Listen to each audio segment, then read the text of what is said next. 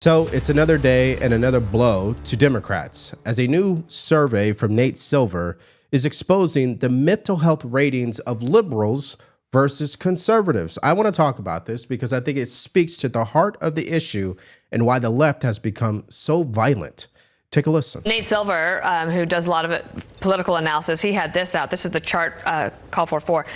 Higher self-reported mental health correlates with conservative political views, 51 to 45% when it comes to excellent versus poor. Yeah. And I don't think the Democrats would have expected that. I don't know, man. I didn't need a poll to know they were unwell. Just drive around and see someone wearing a mask in their car, and you know who they're voting for, and you know they're not okay. And again, the Republican argument gravitates towards success. The Democrat argument gravitates towards it's never going to work and it wasn't your fault anyway. And I think that conditions you to be a grievance-minded person. And that's their biggest turnoff when we talk about boys, when we talk about the country, is you're never going to be at the party and be like, oh, I can't wait till the guy who gets offended at everything shows up. But that's what the Democrats created. So the Republicans are going in that other direction. It's the right direction because it's more appealing to people. It's like every single day there's some study, a poll, a survey, research report that continues to show that Democrats, they're done. You know, it's going to take a long time before they can actually come back. Now, it might be shorter because Republicans are incompetent, as I continue to bring up in all of my videos, because they have been dragging their feet on passing common sense pieces of legislation. But hey, let's see what ends up happening in the midterms. Now, a Democrat from New York, a representative by the name of Richie Torres, here's what he says about his own party. Take a look. I feel like there is a recognition that we went too far left on immigration. But, you know, I feel there needs to be a fundamental restructuring within the Democratic Party, a return to a rational center. But, you know, I worry that, Donald Trump is so aggressive that he is provoking a response. Yeah. That is, there's a divide between what I would say two teams in the Democratic Party. There's team restraint and team resistance, right? There are those in team resistance who feel like we should react hysterically to everything that Donald Trump says or does. And then there are those who feel like we should pick and choose our battles and be strategic. But I worry that the momentum is on the side of hysterical, hyperbolic resistance, and the enormous expenditure of time and energy and resistance might crowd out the restructuring and moderation that needs to happen within the Democratic Party. Now, I'm sure some of you guys would agree that's one of the biggest life lessons, okay? If you continue to obsess over the thing you hate, that's who you become. That's point number one. Point number two, if you're always in reaction mode, that means you're never in control. That's why there's a thing called respond, not react. You respond by thinking through exactly what you're going to do next, not react emotionally, because at that point, that means whatever you're reacting to controls you. But hey, that's a mindset lesson, and I'm sure people in Congress won't appreciate it. Now, why don't we look at more confirmation that things are just so bad for them? So they held this town hall in California. Some of you guys might know this already. But the attorney general showed up to speak, and let's just say nobody really wanted to hear what he had to say. Take a look at this really quick. Trump to court 23 times.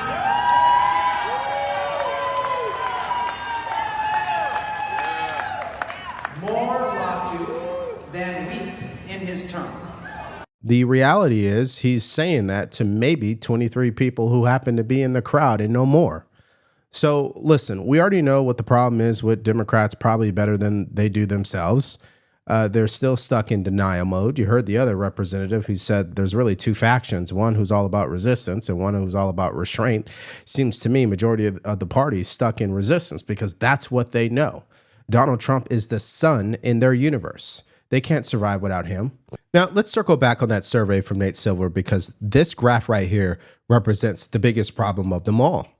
You see, Democrats claim they are the party of minority groups, people who are oppressed, disenfranchised. But those same people are no longer supporting the party. So how do you reconcile that? Just look at this. If you look at black people, they're -8 when it comes to men. Latino men, they're -12. When it comes to Latino women, -7. Asian women, -3. Asian men, -6. That's not good. It's not good whatsoever. Now, let's go to our next one. And this is huge, what happened today on Capitol Hill. So the Senate Judiciary Committee held a hearing today to discuss district court judges versus President Trump. And Ted Cruz came out with a fiery opening statement.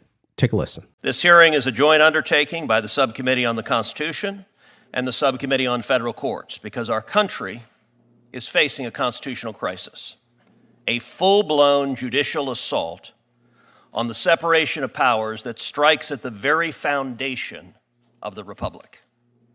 What we're witnessing is the rise of judicial lawfare from the bench. One unelected district judge sitting in a courtroom in San Francisco or Boston or Baltimore can now issue a nationwide injunction that ties the hands of the President of the United States for all 330 million Americans. That's not law, that's judicial tyranny. President Donald Trump was elected by over 77 million Americans with a constitutional mandate to govern. These district judges, they were not elected. They were appointed by one individual and confirmed not to legislate, not to govern, but to apply the law. And yet, far too many of them have abandoned that role.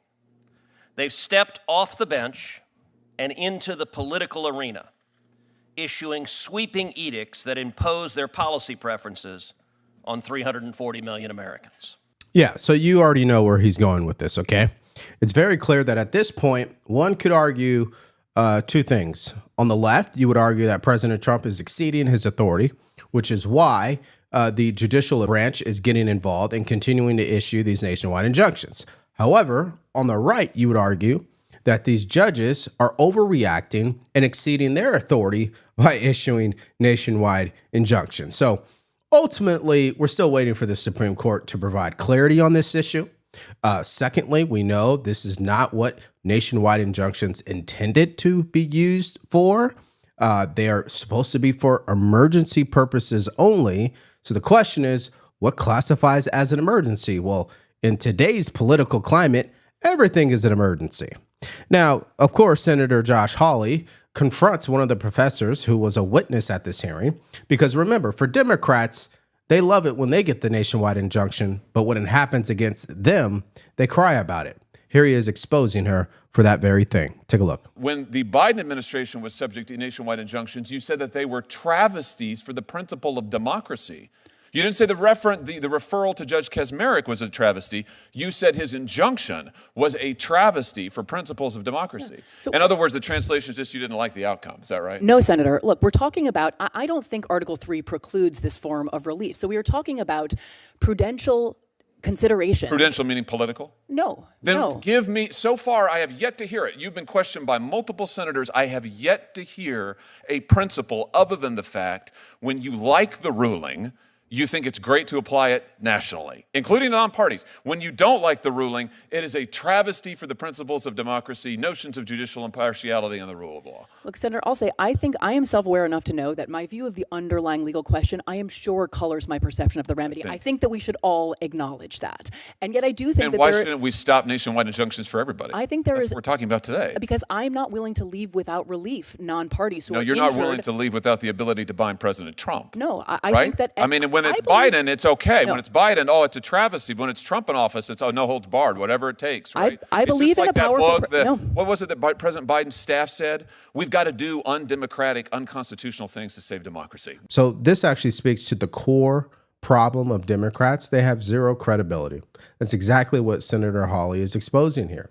If you're on the left or you're a Democrat and you continue to argue against what President Trump is doing, you have zero credibility. Now, why do I say that? I say it because when it mattered most for you to speak up against Joe Biden, you never did. You were silent as night when it came to his mental decline.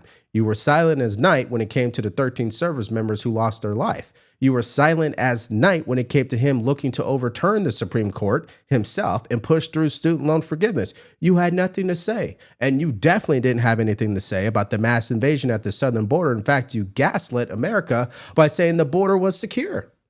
So Democrats, you have zero credibility. Let's see the chart, the Trump chart, which was done really only once Trump came into office for the first time. You don't think this is a little bit anomalous? You don't think that's a little bit strange? A very plausible explanation, Senator, you have to consider is that he is engaged in much more lawless activity than other presidents, right? You don't think you must this concede that was as a never possibility. used before the 1960s, and suddenly Democrat judges decide we love the nationwide injunction, and then when Biden comes to office, no, actually. It's Republican appointees as well, Senator. So long as it is a Democrat president in office, then we should have no nationwide injunctions. If it's a Republican president, then this is absolutely fine, warranted, and called for. How can our system of law survive on those principles, Professor? I think a system in which there are no meaningful constraints on the president is a very dangerous system of law. That's not what you thought when Joe Biden. That is not what you thought when Joe Biden was every president You is said that is constrained not what and you must said. be. You said Absolutely. it was a travesty for the principles of democracy, notions of judicial impartiality, and the rule of law. You also said the Supreme Court senator agreed 9-0 with me on that. You also case, said when Joe Biden was president, you said the idea that anyone would foreign shop to get a judge who would issue a nationwide injunction was just politicians, just judges looking like politicians in robes. Again, it threatened the underlying legal system. People were just trying to get the result they wanted. It was a travesty for the rule of law. But you're fine with all of that if it's getting the result that you want. Yeah, so listen, the simple explanation here and why President Trump is experiencing so many nationwide injunctions is because they don't like him. It really is that simple. Go back to high school. You know what it's like when someone doesn't like another person. They will go to extreme levels to stop them, to humiliate them, to ridicule them. I mean, it's like high school all over again in Congress. Just because people are adults or they're 60 years old doesn't mean they're mature, especially when they're emotionally out of control. That's what's happened. President Trump has broken politics as we know it. They don't know how to handle themselves anymore. So this is what they go to. And now it's not only in D.C., but it's in the judicial branch. And that right there is the sad thing, ladies and gentlemen. Now, let me tell you something that's also sad, in my opinion. This story has been flying under the radar. It's about Senator Lindsey Graham and how much the taxpayer put up for him to stay in Ukraine. Now, we know that he showed up to Ukraine 24 hours before that large drone attack that Ukraine executed in Russia.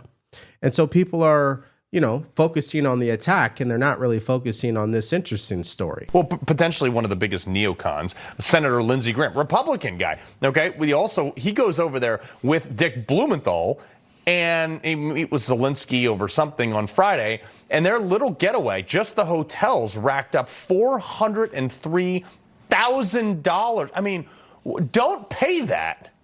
Yeah. Carl, those are Wolf of Wall Street hotel bill numbers, right? Ugh. I mean, that's Jordan Belfort's type in Vegas. Normally, hotel rooms get shattered, hotel floors get shattered for that type of price. What were they doing? I hate to make a joke out of it, but it does put the party in a two-party system. Yeah. I mean, there's no other way to put it, but it's disgusting. There needs to be accountability for this. Sure. Look, in all honesty, I've been to Ukraine. I went there early when the war broke off to check out what was going on. Couldn't find any of our stuff, any of our money anywhere on the battlefields. However, I didn't spend anything close to that. And when we were in Kyiv, we stayed in some really nice hotels. It was like pennies compared to that. Now, the question is, what costs $411,000 when it comes to hotels? Can you answer that question in the comment section, please? You see, this is the type of stuff that makes you scratch your head when it comes to Republicans. Again, they say they want to cut waste, but then they spend $411,000. Now, this is nothing compared to the overall budget and deficit of our country. I know, but we're talking principle right now. $411,000. I just don't get it. And I think this next story we just don't get either. So the auto pen situation, we know this is a scandal, but not in the way that you think. The auto pen itself is not the scandal. The scandal is that the president explicitly know when the auto pen was being used, especially when pardons were signed the day that he left office. And that's exactly what the DOJ has decided to investigate. Take a look. On the morning of Inauguration Day, the Biden family pardons were a surprise to us, but were they also a surprise to Joe Biden? That's what officials here want to know. The new scrutiny is on Biden-era pardons, so that would include preemptive pardons for his sister Valerie, his brother Frank, his brother James, and his wife Sarah, and then also for Trump critics like Mark Milley, Anthony Fauci, and Liz Cheney. This is coming today from a Reuters report where it says, Ed Martin, the Justice Department's pardon attorney, wrote in an email seen by Reuters that the investigation involves whether Biden was competent and whether others were taking advantage of him through use of auto pen or other means. Now, on the long list of things that the DOJ could be investigating, again, this wouldn't be at the top of the list if it was up to me.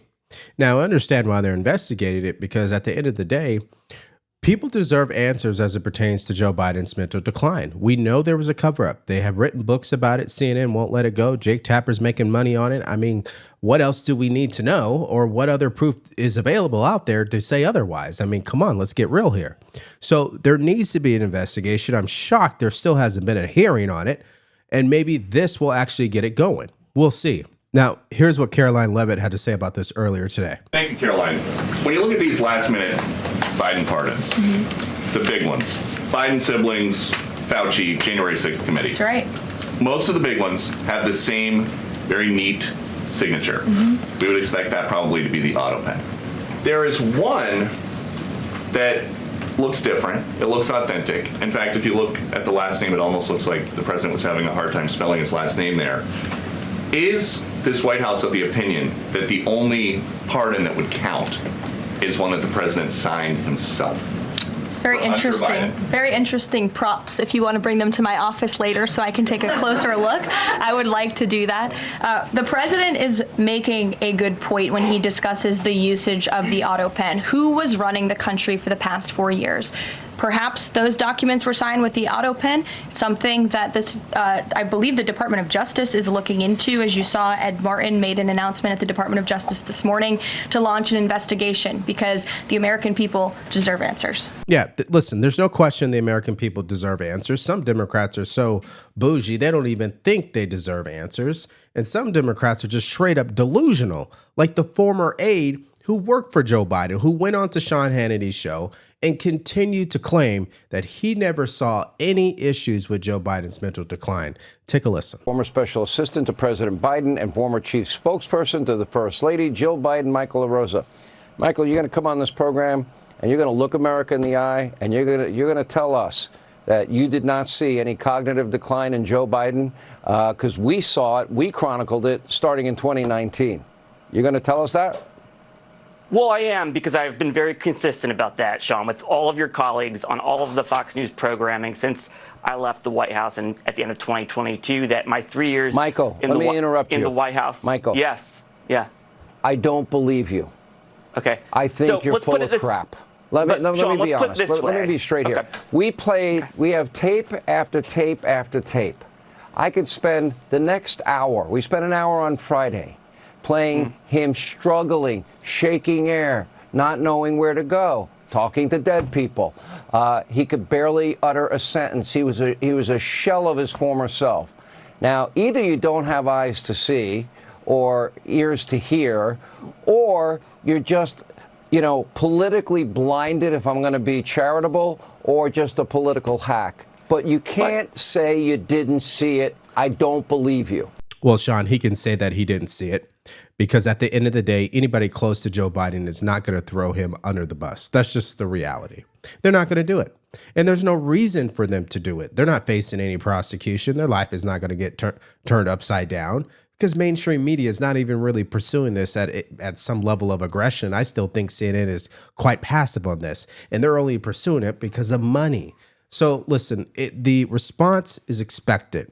And again, it highlights what's wrong with our country, that people are stuck in denial, especially Democrats. And what's sad is their denial are usually in things that are destructive to this country, especially when you have a sitting president of the United States who may not have known who were signing pardons. I think that's an issue. And that's why I want to get your guys' reaction in the comment section below to quite a few of these stories today. Let's start with Lindsey Graham, okay? Going to Ukraine, $411,000 for hotels. Would you approve of that? And what about Senator Ted Cruz and Josh Hawley highlighting the hypocrisy with the district court judges? And then ultimately that terrible, terrible research poll, once again, showing Democrats are just in trouble and they can't help it. Let me know what your guys' thoughts are about all that in the comment section below. Now, Democrats are not the only ones suffering from issues right now. I would say Republicans are in the same boat, because Elon Musk just blew the lid off of the big, beautiful bill and he slammed House Republicans. So if you missed out on that story, all you have to do is click on that video, because it's coming up right now.